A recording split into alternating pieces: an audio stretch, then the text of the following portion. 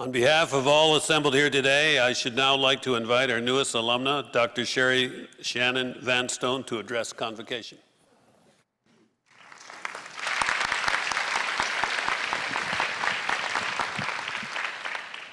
Thank you, Susan.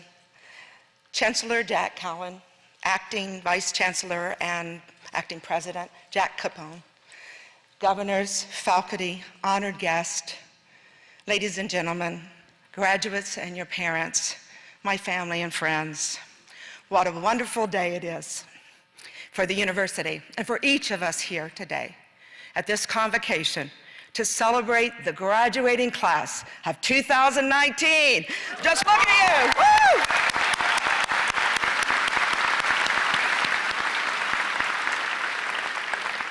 woo! Like you, I have a task here today. I'm here not only to acknowledge the graduating class of 2019 and all those who have been part of your success. I'm here to inspire you and try to imprint upon your imagination the importance of how you approach what you do next. I call it your what's next. Now, today is not the end of your quest to learn. It is the beginning of your quest to succeed through application of what you do with this degree and what you do with all that you have learned while studying at one of the prestigious colleges affiliated with Western University, Brussia and Huron University Colleges. I understand I am here today because of my nomination for this honorary degree by Brussia University College. And I'm grateful to learn Brussia, Canada's only women's university, founded in 1919, advanced me for this honor as a woman mathematician and a personal supporter of women in mathematics and physics through my volunteer work at the Perimeter Institute in Waterloo and its Emmy Noether initiatives. At the Perimeter Institute, just as at Brussia, we clearly know that curiosity does not have a gender, and might I add, neither does the capacity for impact. For those of you within the family of University of Western Ontario, Brussia is more than just the convent on the hill or the Catholic Girls' College. Since Brussia accepts men and women, I understand, from all students and students from all faiths, as well as non-faith backgrounds. Brussia's commitment is to provide an exceptional education while enhancing leadership and nurturing the desire in its students and graduates to make a difference in this world. This year, 2019, marks Brussia's 100-year anniversary. So I am deeply honored to be its nominee and to further its advocacy for women in leadership roles with my address today. Okay, now we're going to talk about how you, graduates, are poised to make a difference in the world. Graduating, as you know, isn't an end, but merely a beginning, as you are now able to determine how you'll make that difference. What's next?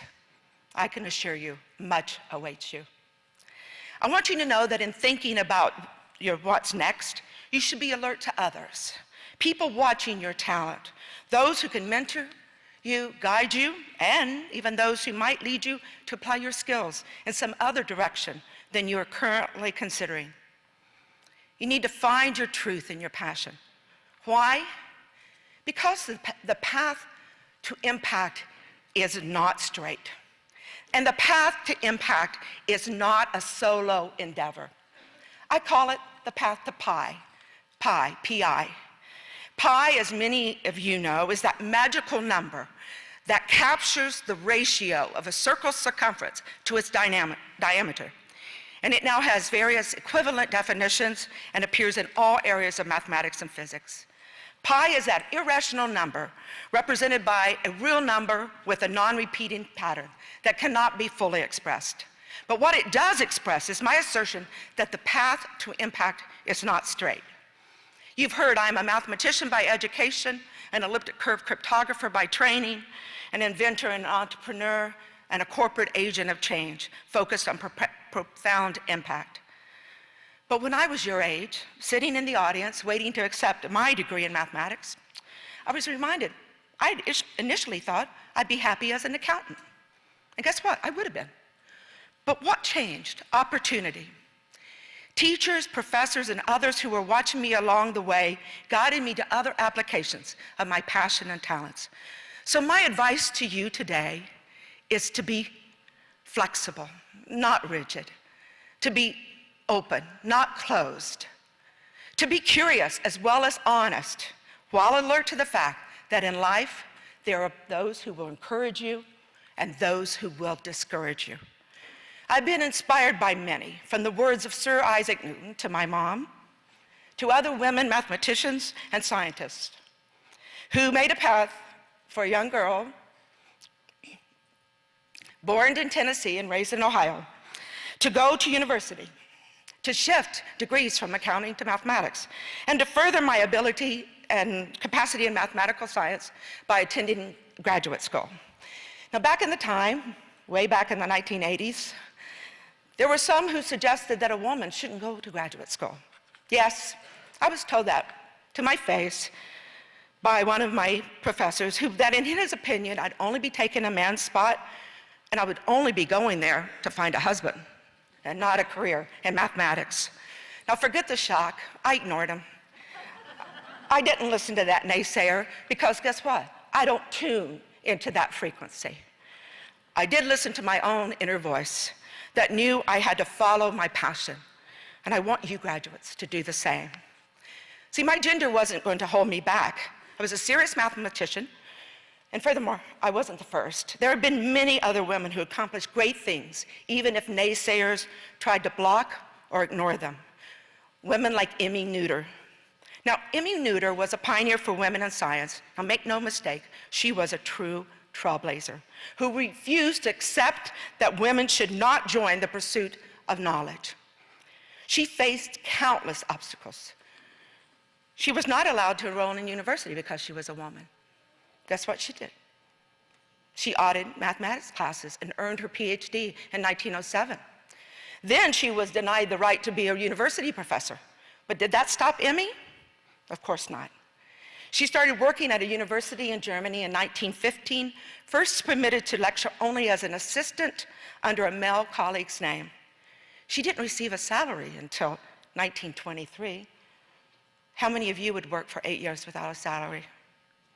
But 1919 was the year Albert Einstein and others intervened on her behalf and shamed the university in acknowledging her properly. We know the name of Einstein, but before today, how many of you had heard the name Emmy Noether? It was 100 years ago this year that Noether's foundational work in abstract algebra resulted in a breakthrough theorem that continues to this day to underpin much of modern physics. Emmy Noether's legacy looms large. She's not the only woman leader in math, physics, and science to have a profound impact. She is a leader like many who chose not to be sidelined by naysayers or those who put near insurmountable obstacles in the pathway to impact. There's also Ada Lovelace, who was all but denied any recognition until the movie came out about 5 years ago called Imitation Game, starring Benedict Cumberbatch and Keira Knightley. It was Cumberbatch's character who credits the basically unknown and unrecognized Ada Lovelace as the creator of the first computer algorithm. Lovelace, dubbed the Enchantress of Numbers by Cambridge University mathematician Charles Babbage while working with Babbage through correspondence. Lovelace was assisting Babbage in his efforts to build a difference engine, an analytical machine. Neither one were built during their lifetimes. Ada Lovelace, a pioneer of not only computing, but of women in science. And later, Lovelace's notes left behind a foundation to computational math history that were used to assist in the breaking of the Enigma code and other codes during World War II, changing the course of that war in favor of the Allied forces. Wow, how's that for impact? From 1840s to the 2000s, women have been involved in mathematics, physics, and other science-based breakthroughs, but often as hidden figures. That's why today I have two words for you: profound impact. Profound impact is your mission for your what's next. To achieve it, I will offer you the exponential principle of P. P times itself, P squared. P times itself, P cubed. The three P's are purpose, perseverance, and persistence. And I want to link the three P's to Newton, who was born in 1643, and Einstein, who was born in 1879. Remember, Einstein advanced Newton's work with the help of Emmy Noether, who was born 3 years after Einstein in 1882, and Emmy, who had been inspired by Ada Lovelace, who was born in 1815. Now bear with me, we will apply mathematics to your iterative, nonlinear, as in not a straight path to impact. Let's start with purpose. I mentioned earlier that I love Sir Isaac Newton's first law of motion. Now, Newton's first law states that every object will remain at rest or in uniform motion in a straight line unless compelled to change its state by the action of an external force. Now, I own Newton's first law of physics, the motion, and I say a body in motion will stay in motion unless acted upon by a negative external force.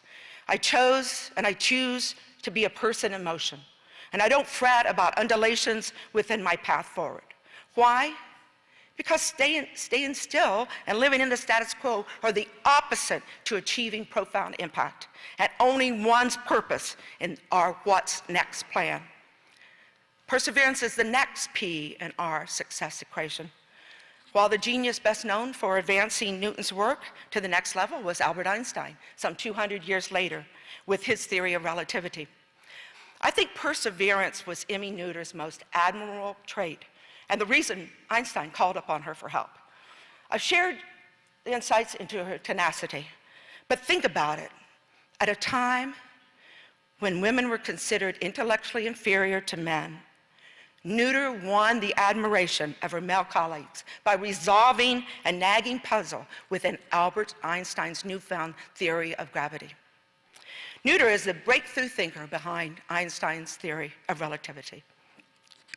It was Noether's perseverance and extreme problem-solving skills that resulted in a revolutionary mathematical theorem that changed the way physicists study the universe, even now. She created a law as significant as Newton's three laws of motion. Noether divined a link between two important concepts in physics: conservation laws and symmetries. Now, a conservation law, conservation of energy, for example, states that a particular quantity must remain constant. The certainty of energy conservation helps solve many problems. Symmetries describe changes that can be made without altering how an object looks or acts. Now, let me translate. Emmy's genius proved that equations don't change in different places in time or space. Her work proved the assertions, the very laws of physics are symmetric in space, time, and rotation. According to Noether's theorem, those symmetries suggest that momentum, energy, and angular momentum are conserved. Your energy, your energy in motion, cannot be taken or destroyed by another.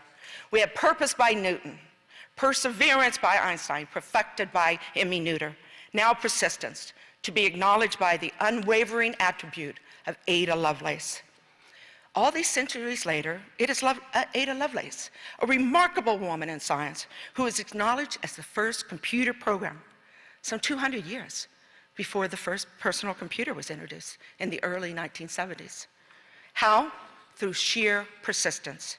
If life was tough for Emmy Noether as a woman in science, imagine the unwelcome received by young Ada Lovelace in the mid-1800s.